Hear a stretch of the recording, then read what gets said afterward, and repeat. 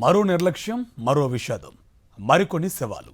దైవ దర్శనం కోసం వెళ్లిన భక్తులను సరాసరి పైలోకాలకు పంపేస్తున్న దారుణం మరోసారి ఏపీలో కలకలం రేపింది. ఓ వైఫల్యం నుంచి పాఠాలు నేర్చుకుంటారు ఎవరైనా, కానీ ఏపీలోని కూటమి ప్రభుత్వం మాత్రం వరుస వైఫల్యాలతో తన అసమర్థతను చాటి చెప్పుకుంటుంది.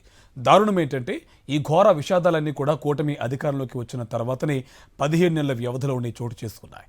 ఇవన్నీ కూడా పాలకులు, అధికారుల పాపాలే అంటున్నారు విపక్ష నేతలు.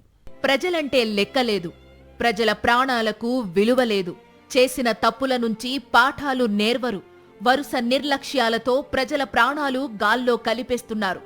ఏపీలో కూటమి ప్రభుత్వం కొలువు తీరిన తరువాత ఈ లెక్కలేనితనం బాగా పెరిగిపోయింది.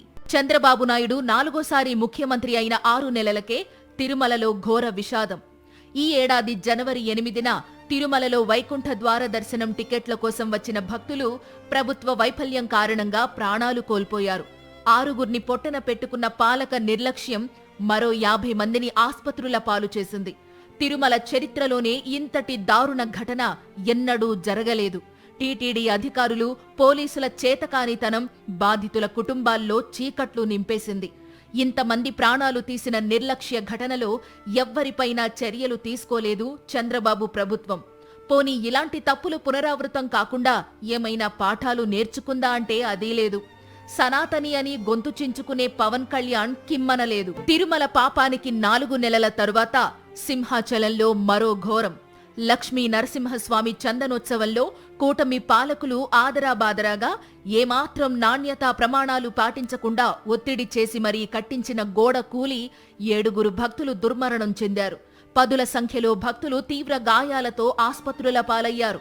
ఈ ఘటన నిస్సందేహంగా కూటమి ప్రభుత్వ వైఫల్యమే. పాలకుల అవినీతి పాపం భక్తుల ప్రాణాలను మింగేసింది. దయగలవారు కాబట్టి ఎవ్వరిపైనా చర్యలు తీసుకోలేదు చంద్రబాబు.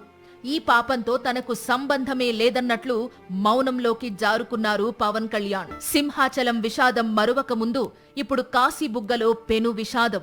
వెంకటేశ్వర స్వామి ఆలయానికి ఏకాదశి సందర్భంగా వేలాది మంది భక్తులు తరలివచ్చారు. భక్తుల రద్దీని నియంత్రించాల్సిన ప్రభుత్వం ఎలాంటి ఏర్పాట్లు చేయలేదు. ఫలితంగా తొక్కిసలాట జరిగింది. మళ్లీ కొన్ని ప్రాణాలు గాల్లో కలిసిపోయాయి. 25 మందికి పైగా తీవ్ర గాయాలతో ఆస్పత్రుల్లో చికిత్స తీసుకుంటున్నారు.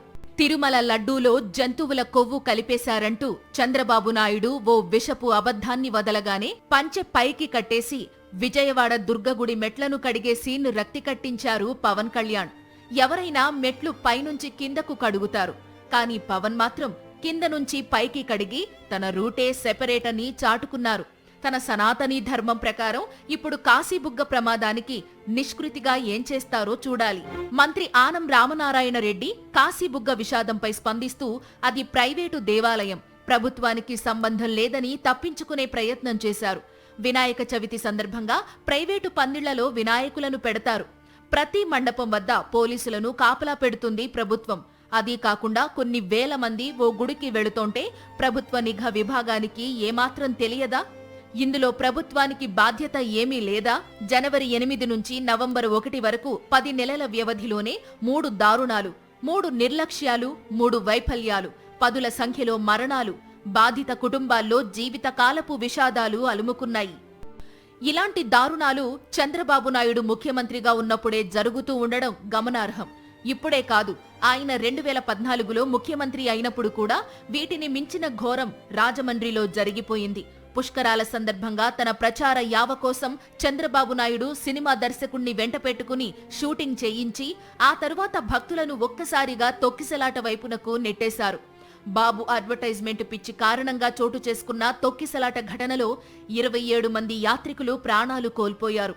ఈ ఘటనలోనూ ఎవరిపైనా చర్యలు లేవు. ఎందుకు లేవంటే ఈ ఘోరంలో అసలు దోషి చంద్రబాబు నాయుడే కాబట్టి, ఎటూ బోయపాటి శ్రీనివాస్ కాబట్టి. విచారణ తూతూ మంత్రం. పుష్కర పాపం నాడే చంద్రబాబు నాయుడు పాఠాలు నేర్చుకుని చేసిన తప్పులకు, తమ ప్రభుత్వ వైఫల్యాలకు చెంపలు వేసుకుని దిద్దుబాటు చర్యలు చేపట్టి ఉంటే ఆ తరువాతి ఘోరాలు జరిగేవే కావు. తప్పులు చేయడం మా ఇజం, వాటిని భరించడం ప్రజల కర్మం అన్నట్లుగా వ్యవహరిస్తున్నారు కాబట్టే ప్రజల ప్రాణాలకు లెక్క లేకుండా పోతోందంటున్నారు మేధావులు.